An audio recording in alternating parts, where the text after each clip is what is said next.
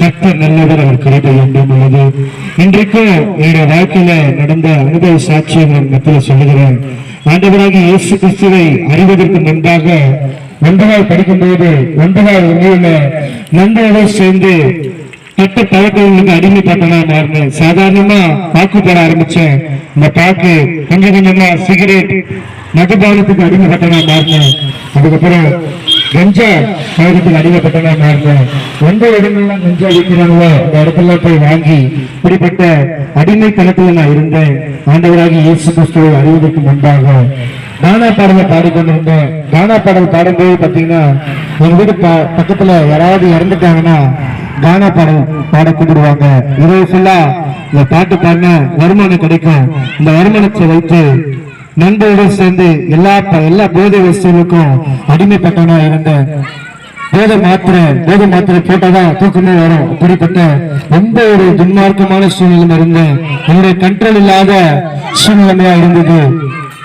எங்க அம்மாவுக்கு பாத்தீங்கன்னா சின்ன வயசுல மருந்து கிடைச்சதுனால அவங்களுக்கு பார்வை முற்றிலுமாய் பாதிக்கப்பட்டு விட்டது. 100க்கு 100 அவங்களுக்கு பார்வை தெரியாது சொல்லிட்டாங்க. பக்கத்துல இருந்த ஒரு கிறிஸ்தவ அக்கா, நாங்க ஆண்டவர் அறியாத குடும்பத்துல இருந்தோம். பக்கத்துல ஒரு கிறிஸ்தவ அக்கா இருந்தாங்க. அவங்க சர்ச்சுக்கு வந்தா உங்களுக்கு பார்வை ஆண்டவராக இயேசு கிறிஸ்து தருவார்னு சொல்லி எங்க அம்மா கிட்ட சொல்லும் போது அருமையான சபைக்கு ஐநவர பகுதியிலே ஆசீர்வாத சியோன் சபைன்னு இருக்கிறது. இந்த சபையில சென்று எங்க அம்மா கண்ணீரோடு கூட ஆண்டவராகிய இயேசு கிறிஸ்துவை நோக்கி ஜெபிக்க ஆரம்பித்தார்கள். அங்க இருக்கிற சகோதரிகள் ஜெபிப்பாங்க, பாஸ்டர் ஜெபித்தார். ஆண்டவராகிய இயேசு கிறிஸ்து நம்மளுடைய பார்வையை கொஞ்சம் கொஞ்சமா தெளிவடைய வைத்தார். அவர்களே தனியா கடைக்கு போக ஆரம்பிச்சாங்க. வீட்டுல இருக்கிற எல்லா வேலையும் அவங்களே செய்ய ஆரம்பிச்சாங்க. டாக்டர்களால 100க்கு 100 உங்களுக்கு பார்வை தெரியாது சொல்லி கைவிடப்பட்ட நிலைமையில ஆண்டவராகிய இயேசு கிறிஸ்து அம்மாவுக்கு பார்வை தர ஆரம்பித்தார். இந்த பார்வை கிடைச்ச உடனே எங்க அம்மா என்கிட்ட வந்து சொல்லும் போது ரொம்ப ஆச்சரியமாகும், சந்தோஷமா இருந்தது. என்னையும் கூப்பிட்டாங்க, வாலிப பிள்ளைகளை ஆண்டவர் ரொம்ப நேசிக்கிறார்ப்பா, நீ வந்து நான் உனக்கும் கெட்ட பழக்கத்துல விடுதலை கொடுப்பார், சமாதானம் கொடுப்பார் சொல்லி என்னை கூப்பிட்டாங்க. நானும் அம்மா கூப்பிடுறாங்கன்னு சொல்லிட்டு சபைக்கு போக ஆரம்பிச்சேன். 18 வயசுல சபைக்கு போக ஆரம்பிச்சேன். ஆண்டவராகிய இயேசு கிறிஸ்து கொடுக்கிற சமாதானம் அது மேலானது என்பதை அறிந்து கொண்டேன். சமாதானத்துக்காக சந்தோஷத்துக்காக எத்தனையோ குடி, போதை வஸ்து, கஞ்சா இப்படிப்பட்ட அடிமையில இருந்த எவ்வளவு சமாதானத்துக்காக இருந்த சமாதானத்தை தேடி சந்தோஷத்தை தேடி கெட்ட பழக்கங்களுக்கு நான் சென்றேன்.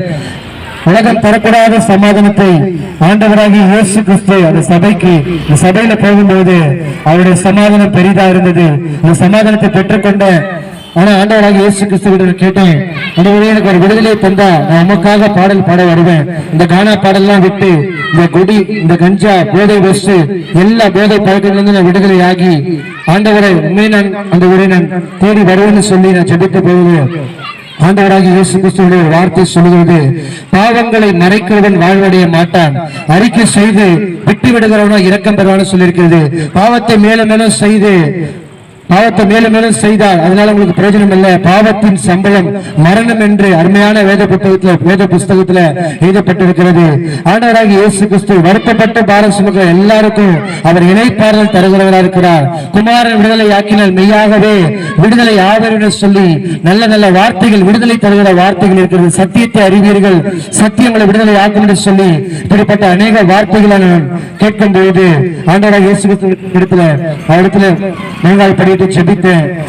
என்னுடைய வாழ்க்கையை ஆண்டவராகிய இயேசு கிறிஸ்து மாற்றினார். ஏதோ மதம் மாற்றத்துக்காக நாங்க வரவில்லை. வாழ்க்கையில ஆண்டவர் செய்த நன்மைகளையும் அவர் கொடுத்த விடுதலையும் உங்களுக்கு சொல்ல வந்திருக்கிறேன்.